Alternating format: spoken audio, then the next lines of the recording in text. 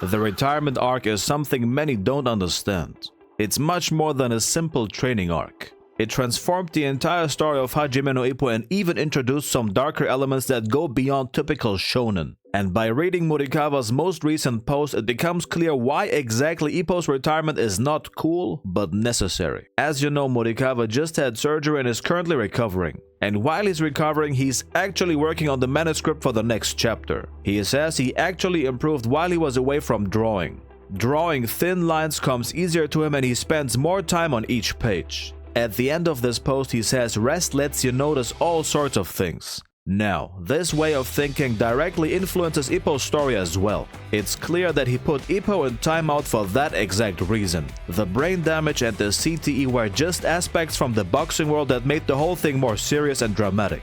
It's actually about what Mori said in his post. A new perspective, a new angle. You experience this stuff in your daily life as well. Just think about an argument you're having with someone. You don't know what to say in the moment, but once you're back home, suddenly you know the coldest comeback. But it's already too late. Removing yourself from the situation and having time to think is an insane game changer. Ippo's retirement arc was a necessary event that was always meant to happen.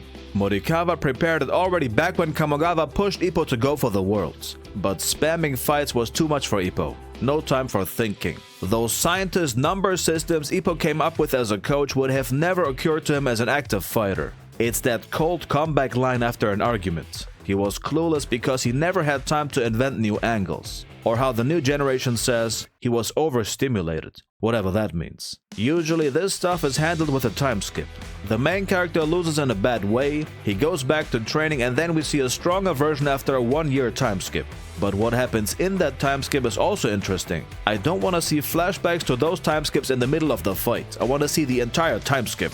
That's what Hajime no Ippo does. It works so well because other characters are developing simultaneously.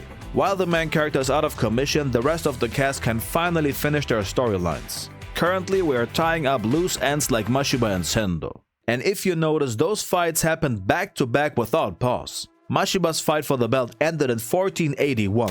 And in 1494, only 13 chapters later, Sendo walked out for the Ricardo fight. That's how serious Morikawa is about wrapping up the side characters and getting back to Ippo. Why would he do this if Ippo's comeback wasn't the next thing on the agenda? This man is working on the panel straight out of the hospital and some of y'all have the audacity to talk about the pacing and make jokes about Morikawa taking breaks. Stop complaining and enjoy the countless of fights he has produced for us. You may not think so right now, but the story can wrap up just like that if he wants to.